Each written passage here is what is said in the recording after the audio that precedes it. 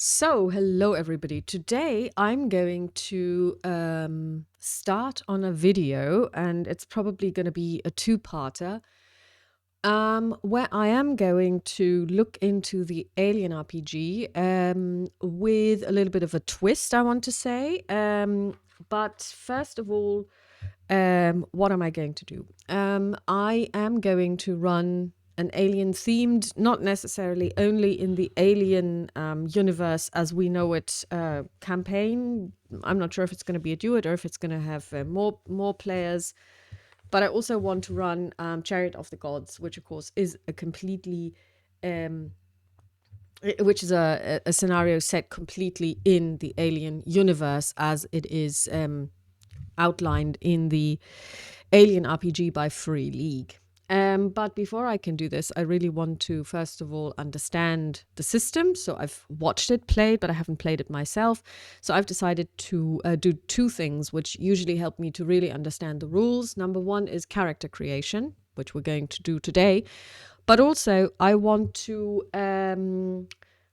run myself solo through a couple of scenarios that I'm going to make up, just to kind of like have a couple of skill checks happening, have a couple of maybe even combat scenarios happening, not necessarily against an alien, because we all know that once you hit an alien, you usually die, but there may be a facehugger here or there. So that we can also look into how the aliens work in this game.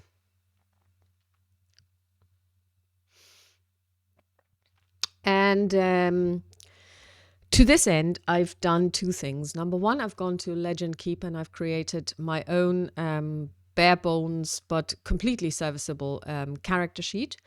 And we're going to create two characters. We're going to create a pilot, and we are going to create a roughneck, and we will use the Alien Core rulebook.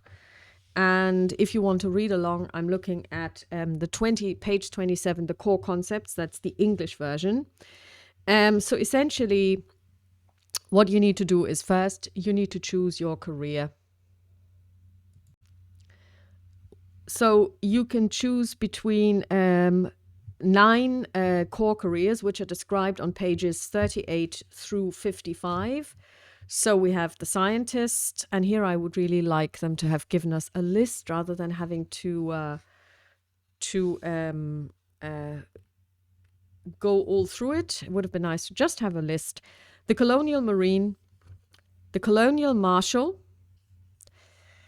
So these are two, if you like, combat types. The company agent, the kid, which I think is actually a bit of a problematic choice for such a violent game, because I, as a game master, if I had somebody playing a kid, I would find it really difficult to kill them. The medic, the officer, the pilot, and the roughneck. So how I'm going to play this is we're going to have a pilot and we're going to have a roughneck. It's going to be a small freighter vessel that does have faster than light capability. So, but it can be run by 2 people plus a mother, which of course in this case is the relevant computer system. So we're not going to go with the Apollo by Seegson. We're going to go with the mother by Wayland Yutani. And it's going to be in the scenario that they have leased the vessel. So that's how they would run it in the game. Why am I even putting myself out there? What is my incentive of putting myself into harm's way? Well, you have a ship, but it's not yours. You have to, if you like, hire yourselves out in order to even make the money to keep going. So when we look, and this is the first time where I have to say I find it a bit weird how they have designed the characters, and I'm going to tell you why in a second. So let's just enlarge this so that we have only this. We have different attributes. We've got 4 in totals, and this is based on the Year 0 SRD. So they have the same ones: agility, strength, wits, empathy, and the skills will vary depending on what kind of a game you are playing. So that kind of makes sense as well. So you have 14 points in total that you can distinguish, that you can distribute across the 4 attributes when you start. So when you look at page 51 for the pilot, you can see that their key attribute is agility, because of course agility governs piloting, because this system uses the dice pool mechanic, not the step dice mechanic from year 0. The way this works is you get to roll a number of d6s, and the number is decided by a combination of your attribute plus your skill, plus any talents you may have, or if you have a weapon that, for example, works at, let's say, ranged combat, it may give you an additional die as well. And then any other modifiers that your game mother may impose on you. So it makes sense to have agility as the key attribute, because piloting is what they will be doing. And then basically you have the skills, piloting, ranged combat, and comtech as the signature skills, if you like, the key skills. And then you have the career talents, of which you can choose 1. Full throttle, like the back of your hand, and reckless. So when we then take a look at how to create a character,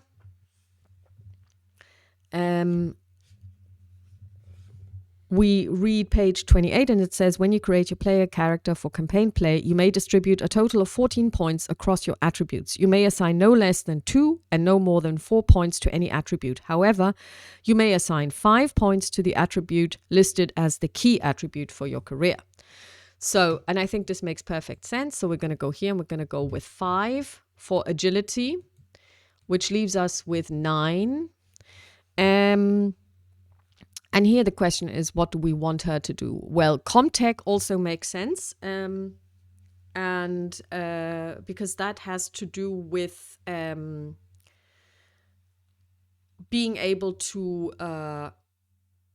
use, if you like, the computer systems that are on board, or not only on board the ship, but computer systems in general. And considering that this is something she will have to be doing as well, so I would say we give her 4 in this, which leaves us with 5 points. And I would say she gets 3 in empathy and 2 in stamina,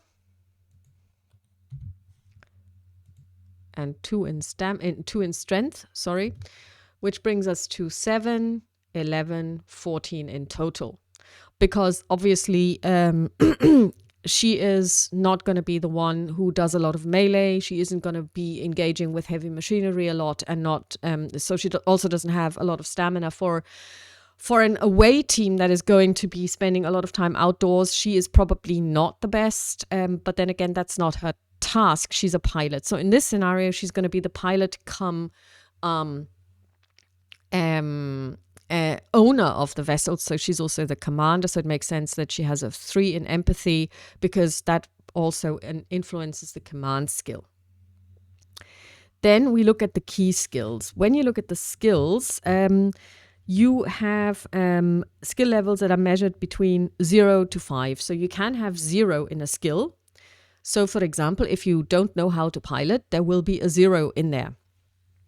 And basically, the higher the number, because this is a dice pool game, the better you are, because the more dice you get to roll.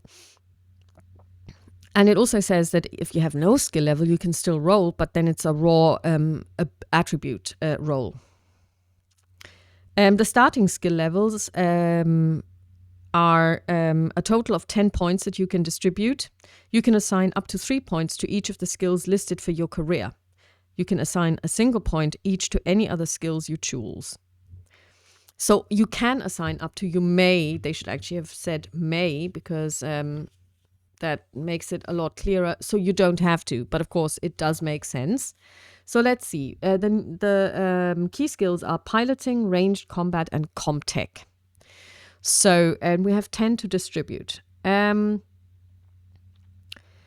would say that she does get 3 on piloting, because this is what she will be doing most of the time, which leaves us with 7. I would say she gets 2 on Comtech. We still have 5 left. Or let's just give this a 3, actually. We're going to give her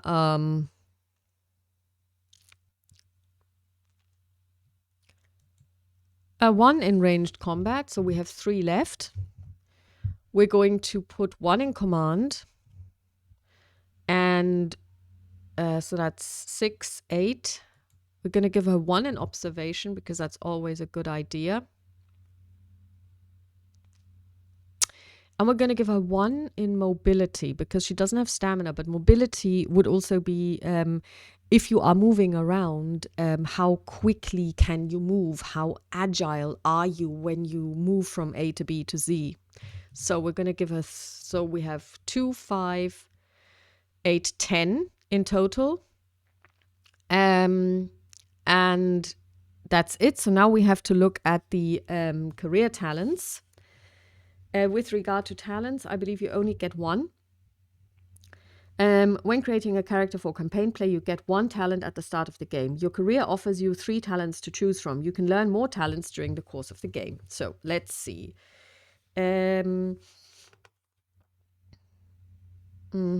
So she has 3 possible career talents: full throttle, like the back of your hand, or reckless. Unfortunately, when you look at the pilot information sheet, page 50 and 51, they are not explained, which I find is really weird, because they should be. We find out more in chapter 4. So already this gives me the impression that they didn't playtest how to create a character, because the fact that you have to walk around and do a lot of walking through the actual physical copy means it doesn't make sense. They should have put this, because when you then look at page 76, the pilot talents are all there. They could have put this into the pilot worksheet.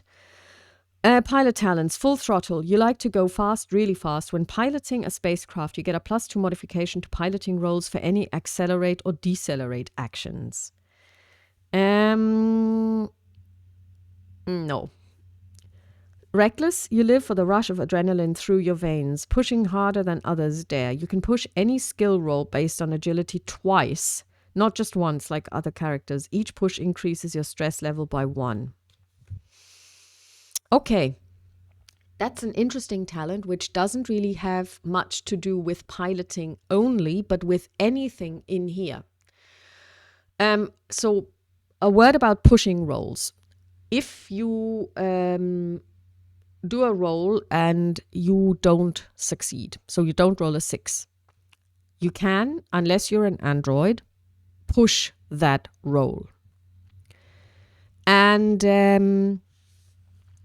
this means you add 1 stress die to your total dice pool, and then you roll all of the dice. So if we were to do a piloting check and we miss, we have a 5 + 3. So we would re-roll 8, but we have to take a stress, so we get to roll 9 dice. So the chance of rolling a 6 is increased by 1/6. However, also the chance of panicking is introduced, because if we roll a 1 on the stress die, we panic. So that's how this works. And it seems from the rules that you can also push combat rolls, which I find a bit weird, because when you do a ranged combat, for example, you fire your gun. I wouldn't see how you could possibly push that, but hey. But I like the idea of being able to push these rolls twice. I mean, the other one that she has is the like the back of your hand, and this one applies to piloting the ship that you own, your own ship. So it doesn't apply, and I would not let it apply as a game master to other ships that this person is steering or piloting. It means that when you pilot your own, you will get a +2 because you just know it so well. This is your baby, as it were, and you cannot actually, or it's a lot more difficult for you to fail roles when it comes to piloting your own ship. So this vehicle is yours, and you know every bolt and cable, nook and cranny. Choose one vehicle of spacecraft, not one type, but a single specific craft. You get a +2 modification to piloting with the chosen vehicle. You can choose this talent several times, once for each vehicle.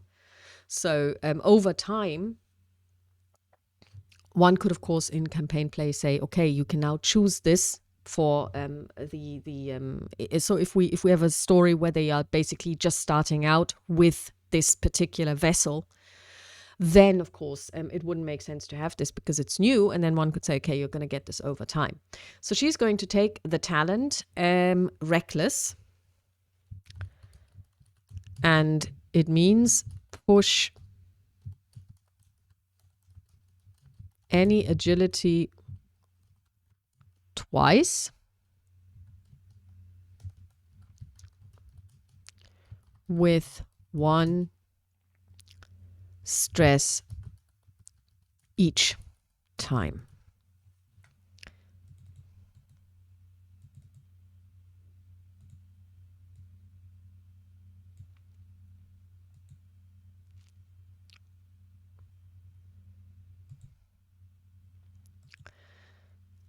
And so this means that she doesn't get a modifier from this talent, but we can say that for ranged combat, her total dice pool is 6. For mobility, it's also 6. For piloting, it's 8.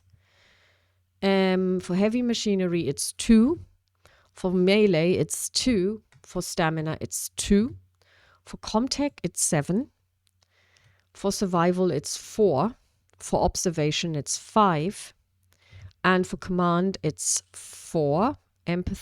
Manipulation, is 3. And then we have medical aid, also 3.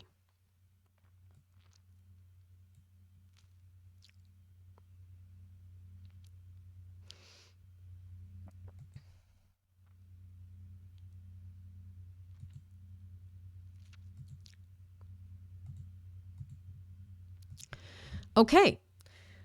So this is the first part of creating a character, but we don't stop there. There are other things that have to be done.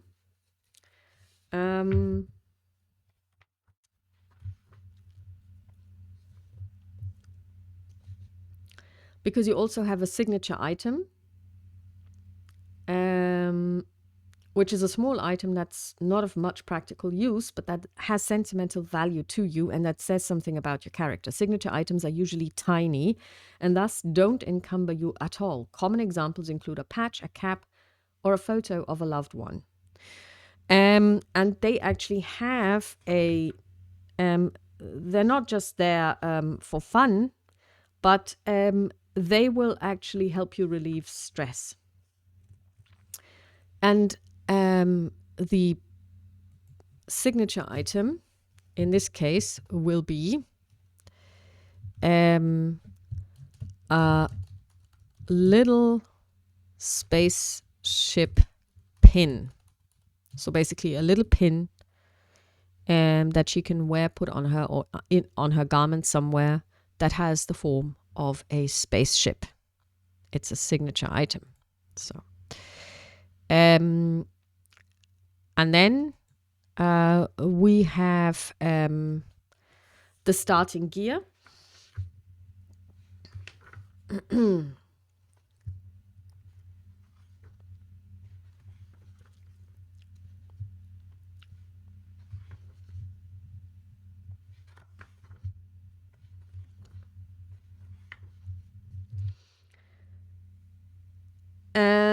And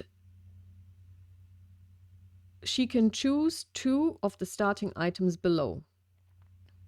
An M4A3 service pistol and which is actually what we're going to choose. So she's going to take this particular weapon, M4A3 service pistol.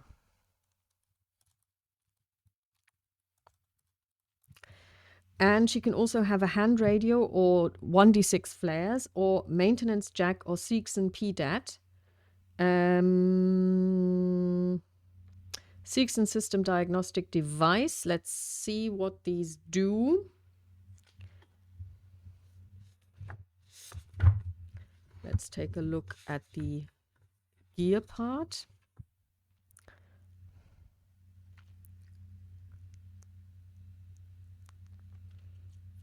$118 is the weapons.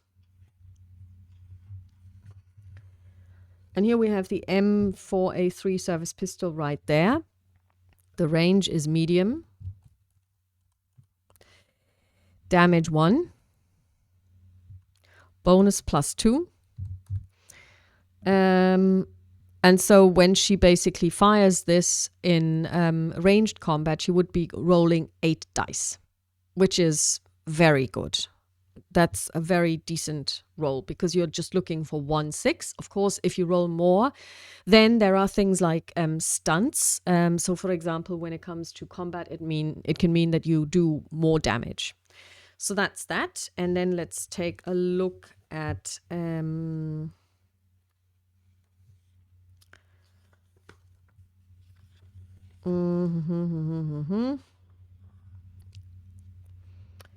she can have a Seegson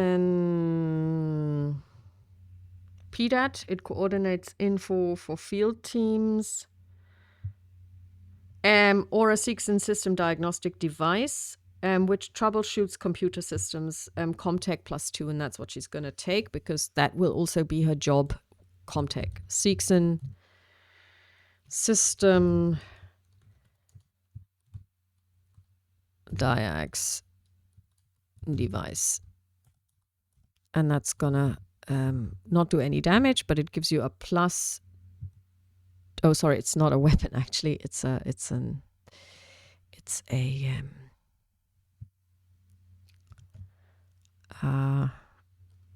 so we need to add this here. It's gonna add one.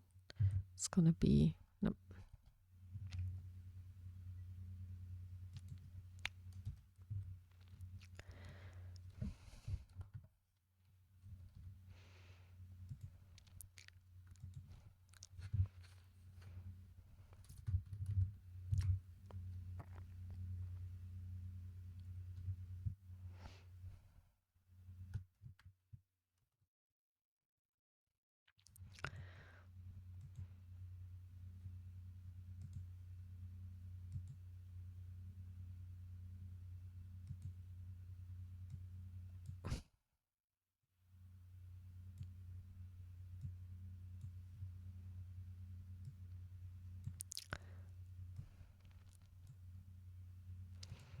So she has a Seegson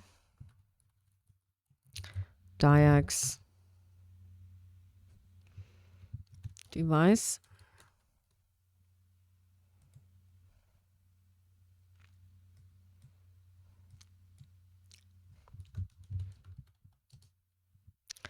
Gives skill, Comtech,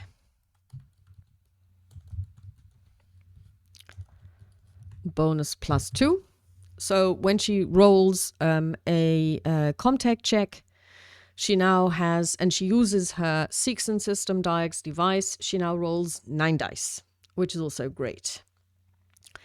And then she also gets 1d6 times $100 of money. So what we're going to do is, and hey, for those of you who don't really know much about Legend Keeper, it has a built-in die roller, so 1d6. Okay, so she gets $100. Yeah, that's unfortunate. So she has $100 to her name, which will not buy her anything because even the weapon was $200. Is it really? Yeah.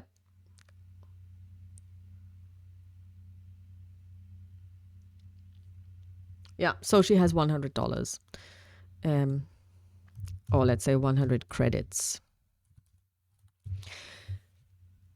So she's a pilot. And we're just going to give her a name, and her name is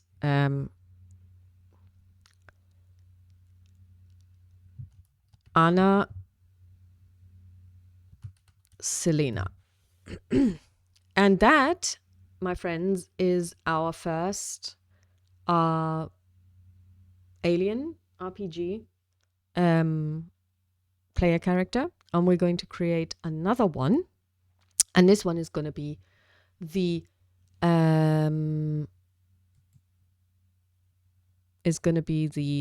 roughneck. And we're just going to remove this one because we don't want it. And we're going to go to create another alien character sheet. I'm going to call it the roughneck.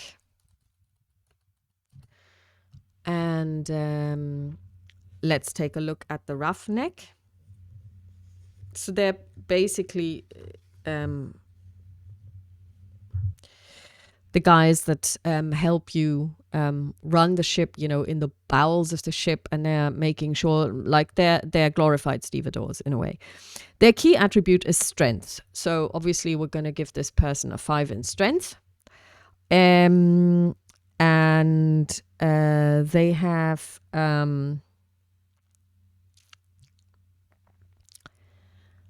I would say very low empathy. So we're looking, so let's, not because, but it just doesn't enter into, they will be working in the cargo hold. So they're not really going to be that much spending time with people. So we're just going to put a 2 here.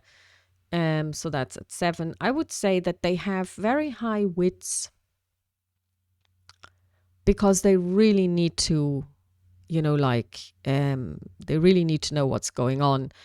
Especially survival and observation. They really need to make sure that anything that you have loaded onto the vessel is secured, you know, that there is nobody actually standing in the loading bay as you're taking off. So I would give them a 4 in wits, which means we have a, so it's 9, 11, and we have a 3 in agility. And I think that makes sense as well.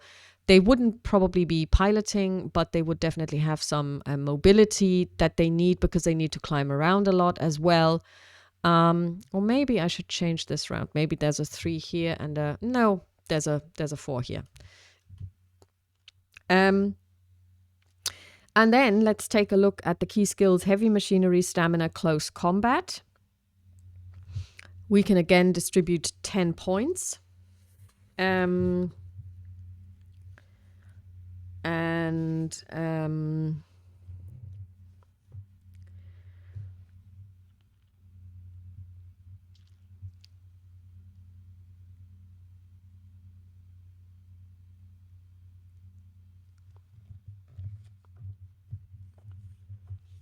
So we're going to say that heavy machinery is definitely his thing. So he gets or they get a 3 because it's actually a girl. So 3. And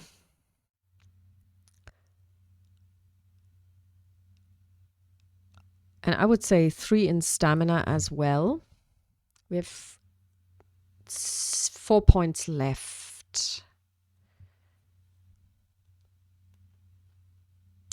No. And we're going to do 2 here and 1 here, which means we're at 6. I would say 2 in survival.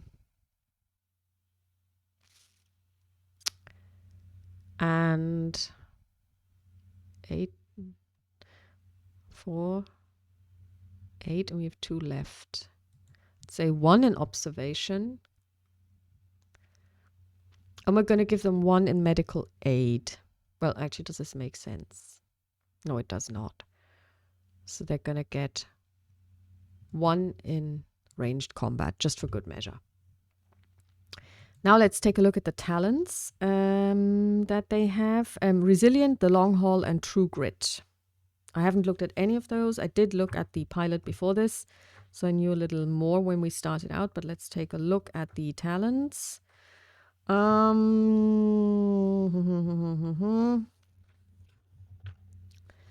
Roughneck talents. Resilient.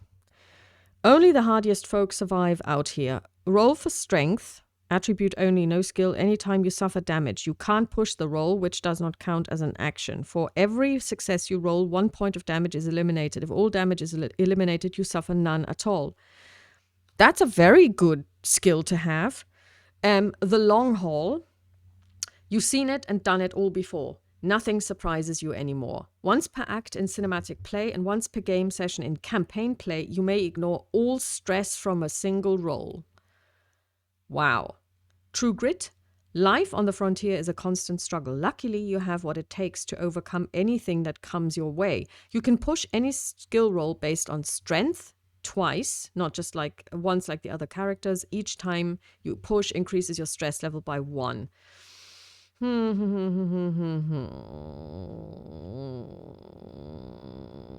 I would say the long haul. To ignore stress is very, well, stress.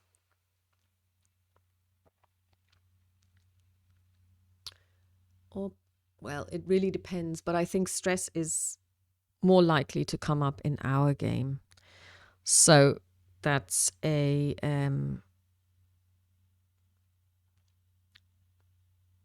that talent is actually not associated with any one skill. So we're going to add a talent section.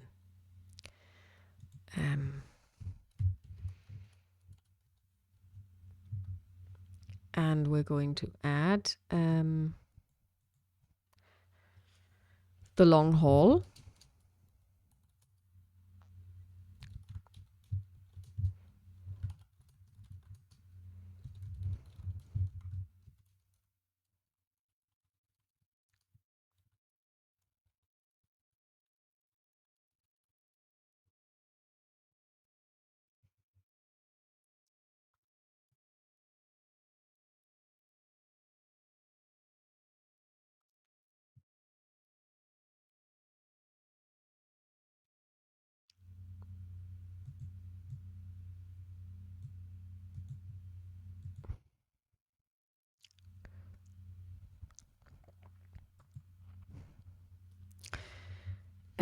Let's take a look at the signature items that they suggest for a roughneck. Because, of course, I mean, you can choose whichever, but you can also make your own.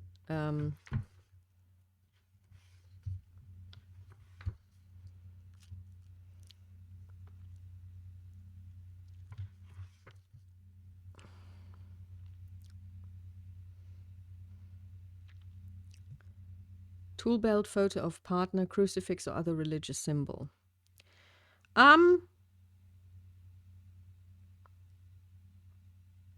I think we've got a photo of our mother.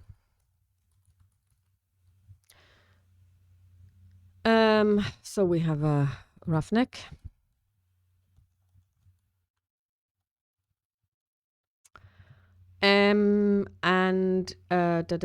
Let's see. What gear do we have? The suggested starting gear. 1d6 doses of hydration or maintenance jack, stash of hard liquor or IRCMK.50 compression suit, high beam flashlight or Seeks and C series magnetic tape recorder, cutting torch or Watsumi bolt gun. I'd say we have a cutting torch.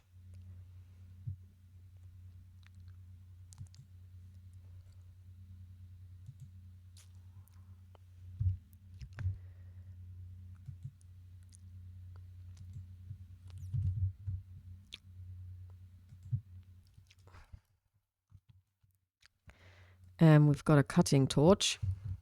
We're going to check out what that does in a second. And we also have a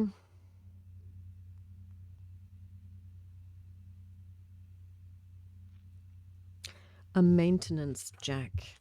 For those of you who have played Alien Isolation, you know how important that is.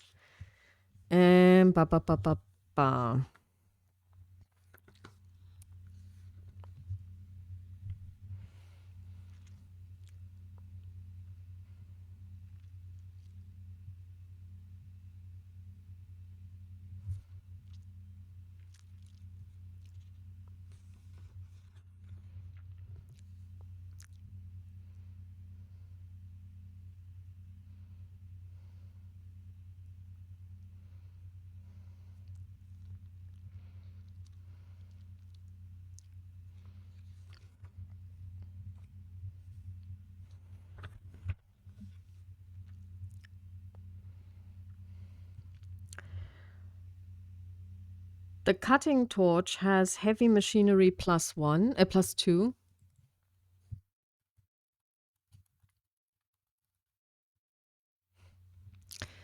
And it also has something else, and that is it has power supply.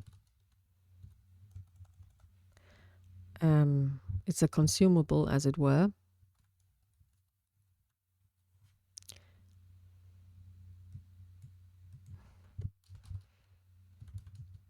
Of 5. And then the other one that we were looking at was the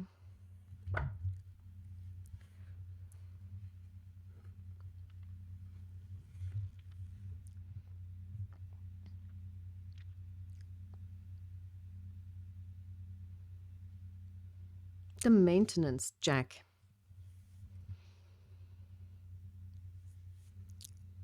Okay, that's also 4, but it doesn't degrade.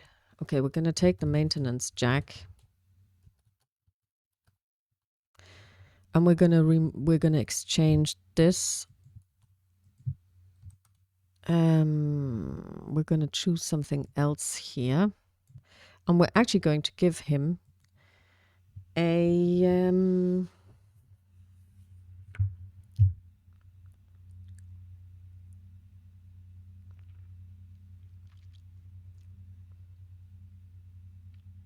what does the high beam flashlight do? I mean, I can kind of guess, but is there something special about it?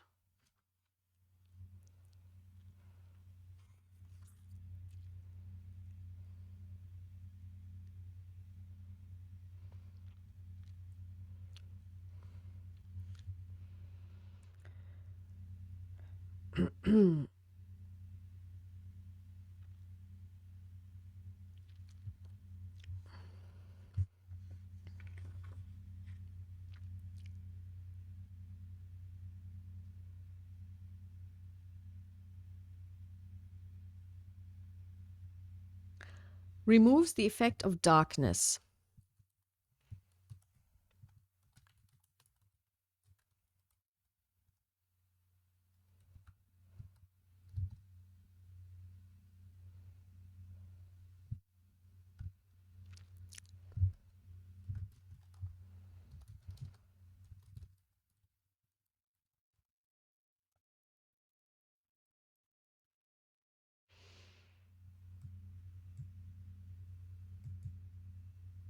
Okay.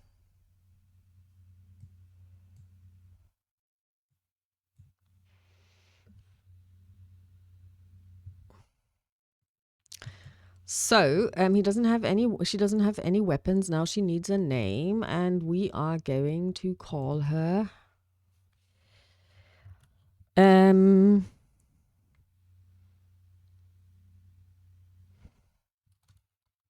Brooke Ridgewater. So now we have 2 player characters that we can play with. Now we just need to check the total health, how that is calculated, because they've got a max health. Health is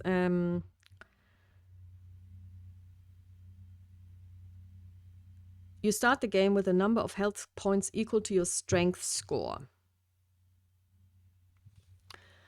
Okay, so that's 5 in this case.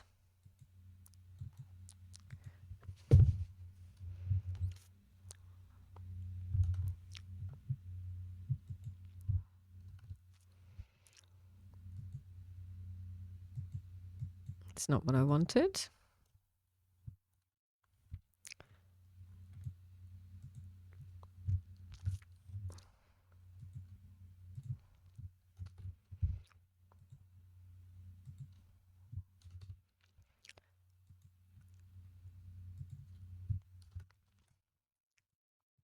Five. And let's take a look at Anna Selina. Oh, she has 2 health. Oh my god. She's so dead. Bam and bam.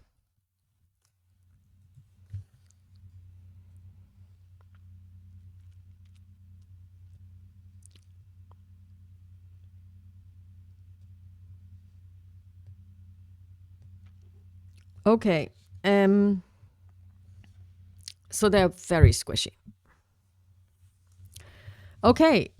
So this is now the final. Oh no, we still need to roll for money for our roughneck. She also she gets 400. Okay, 400 credits. So now, in theory, we are ready to play. We've got what we need. We've got characters and we've got a ship. So I'm not going to go into how to build a ship. I may be doing this, if you like, in a different episode. But now I would like to show you how you can quite easily put together scenarios using absolutely free tools. And we're going to switch to Don John. So for those of you who don't know Don John, I don't know how long it's been around. It says 2009, which would be 15 years. And I believe that this is a really long time for something as good as this going for free, because you can get all of this. There is no advertisements, nothing, no banners, no in-app selling stuff. And it's been around for 15 years at this stage. And what it does is it provides you with random makers, I would like to call. So basically, you've also got a roller here. And as you can see in the sidebar here, it provides you with tools for all kinds of games. So for example, here we've got even 5.5. We've got General Fantasy, Avatar Legends, AD&D, D20, Microlight, Pathfinder, D&D 4th edition, 5th edition, 5.5, weird fiction, science fiction. So for example, Traveler System Generator, Star Systems, whatever, Alien and Blade Runner. And basically, we are going to use the alien part of things. And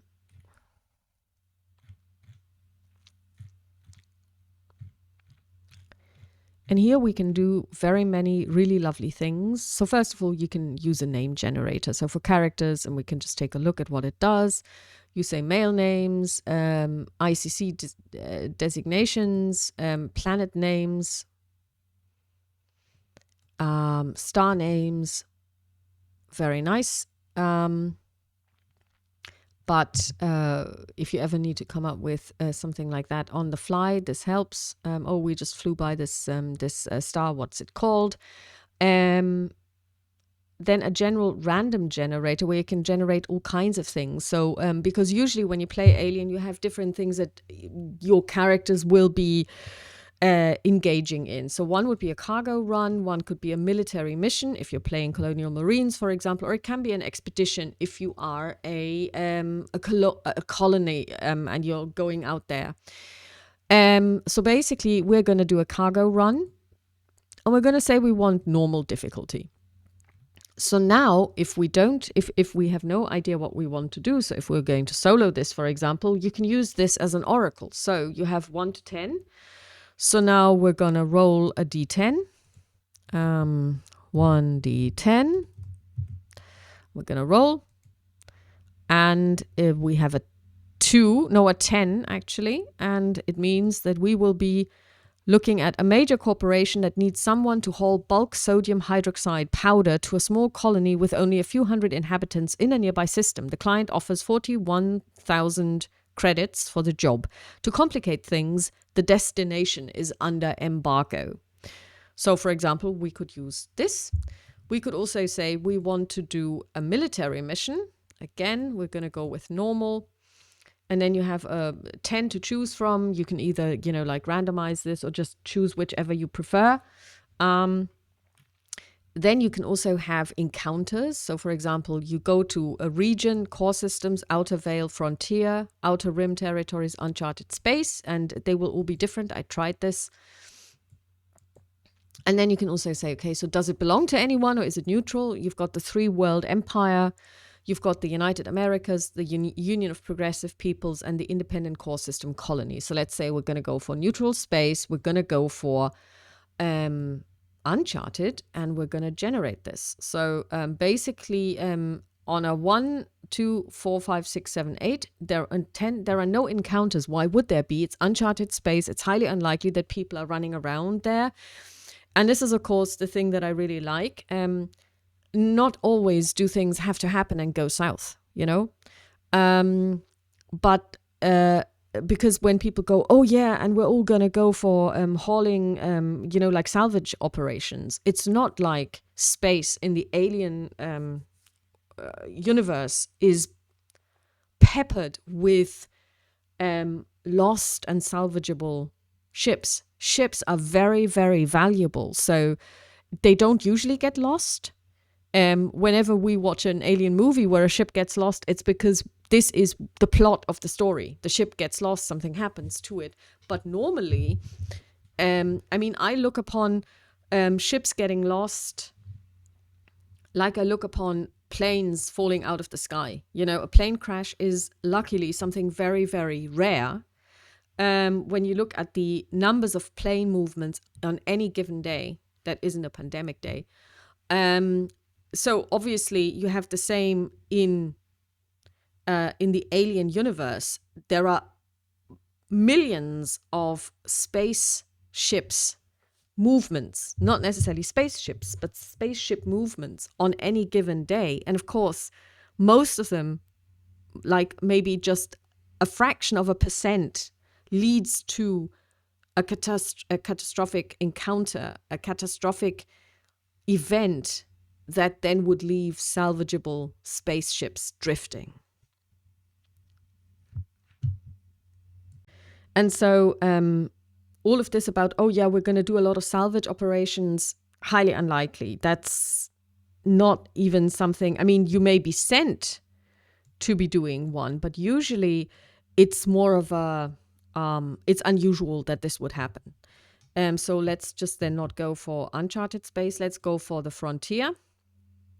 And again, the number of things that will be happening is a lot less because there are fewer people around. And if we look at the outer veil, you have more stuff happening. And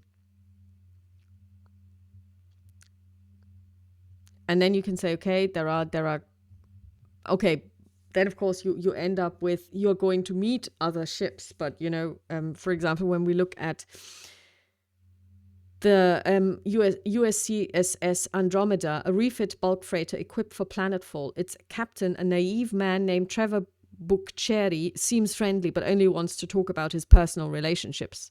So you're going to be talking to this guy, and it's really going to be, oh my word, this guy never stops talking about his wife or whatever. So I would say that this is really a very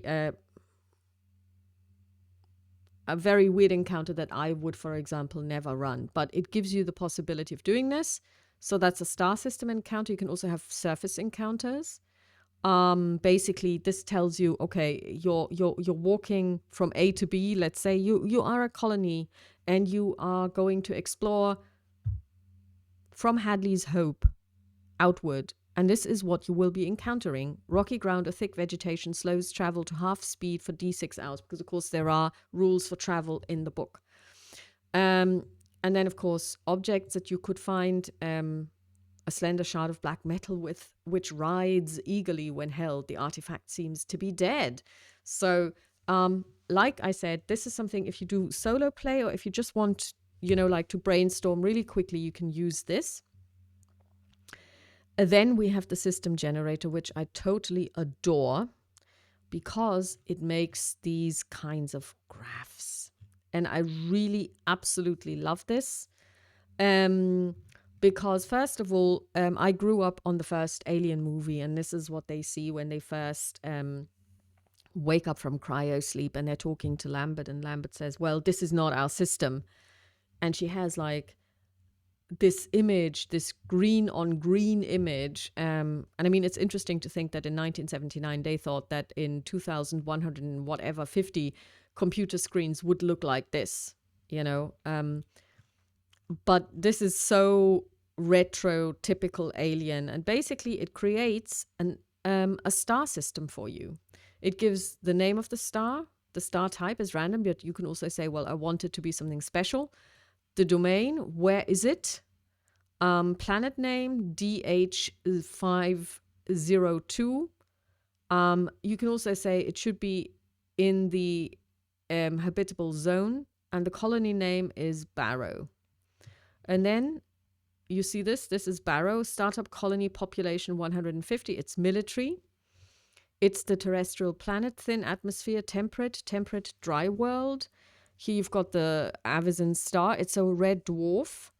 Here you've got an ice planet, another ice planet, an asteroid belt, another asteroid belt, and another asteroid belt. And here you've got another, a gas giant with 6 moons.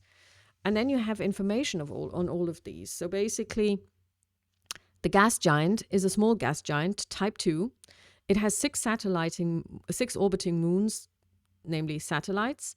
And basically it gives you information: desert world, dust-laden permanent, sunset sky, thin atmosphere, cold, minus 52, 0 degrees.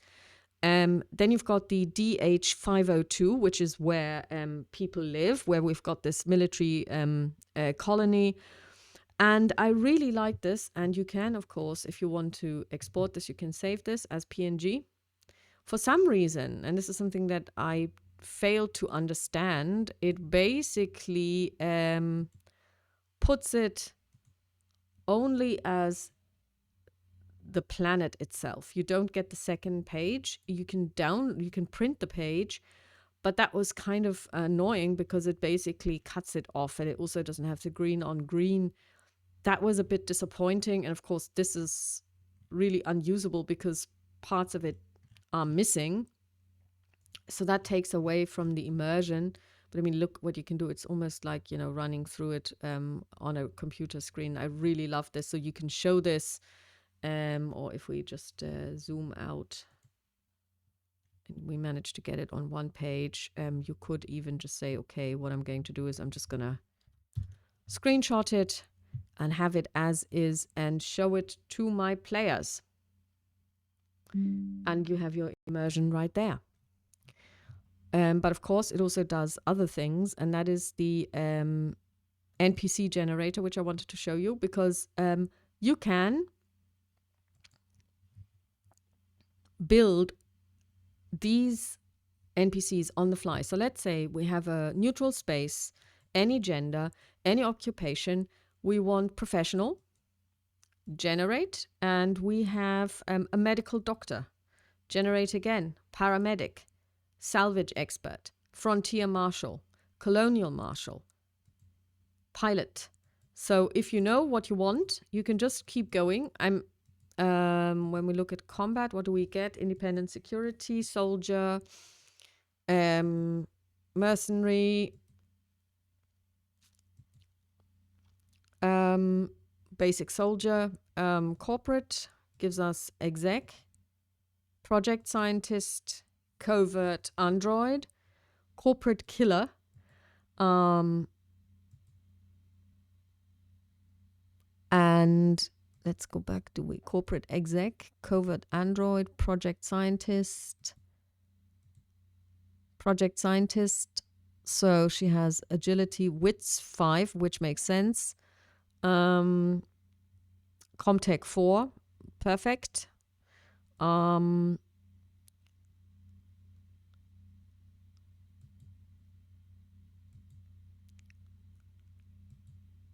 Corporate killer has cunning. Has a 5 in agility, ranged combat, so he's kind of like a sniper type. Then of course you can say you want a laborer, which would give you, the cultist, mining wildcatter. I wonder where they get the cultist from. Outer Rim colonist, android, a mining wildcatter, android.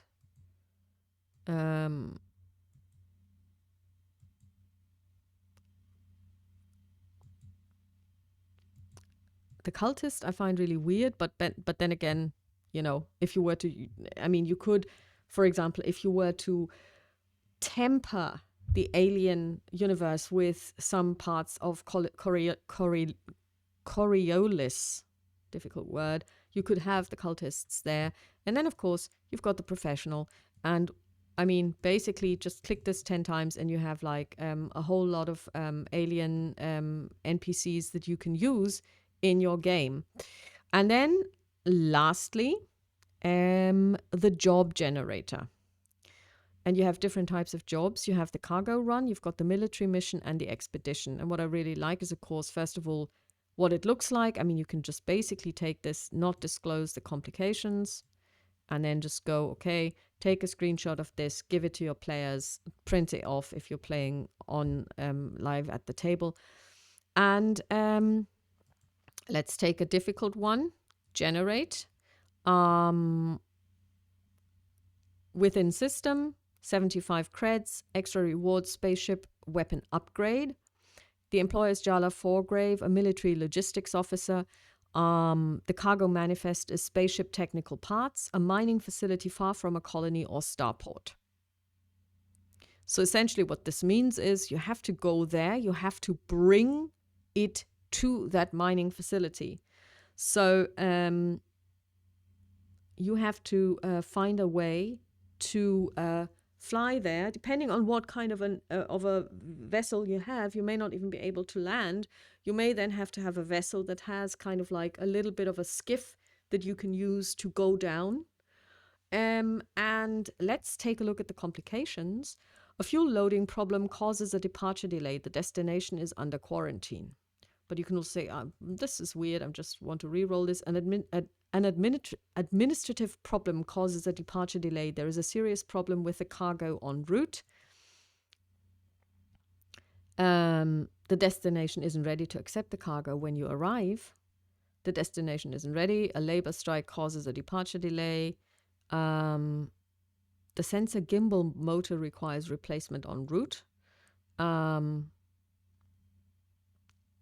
So basically, these are things where you can say, okay, I want this to be resolved using role-playing. You know, how can we make sure? Because then, of course, Ms. Forgrave is going to tell you, if you don't deliver on time, you're going to lose money, or this is going to go away. What are your PCs going to do in order to circumvent this? If it's a strike, then, of course, we could also say we have a military mission. It's difficult.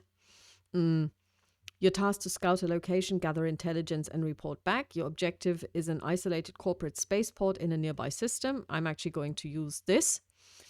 You find out that the bad guys are actually the good guys, and you find yourself saddled with innocent civilians. That's a cool mission, which I'm actually going to screenshot right there because I really like it.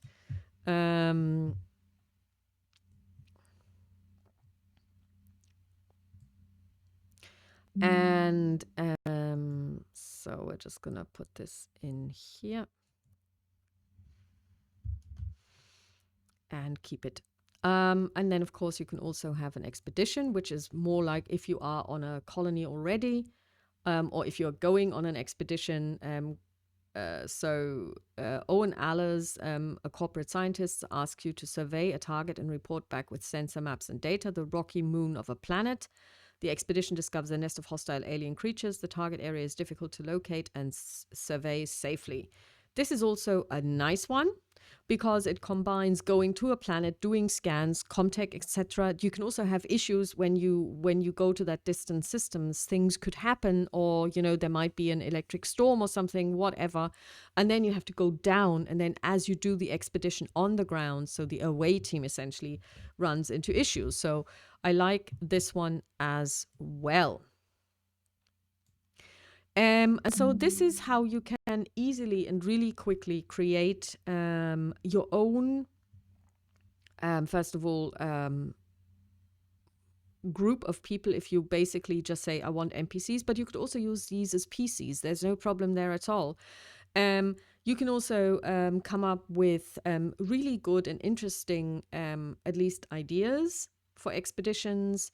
And it's all free. And I want to really point this out. I'm not affiliated with John, but basically you can also join their Patreon or send them. I think you can also just donate money to them. And I have to say, I found this by accident, and I am totally overwhelmed by this. I knew Donjon from the old days when it actually was just this. It created dungeons that you could export and then also use in, I believe you can import them into Roll20, I believe. But this is super, and it actually helps me with the immersion because this looks professional. This looks like one could do this, and we are just going to put this into we're going to go to Alien, we're going to create a scene. And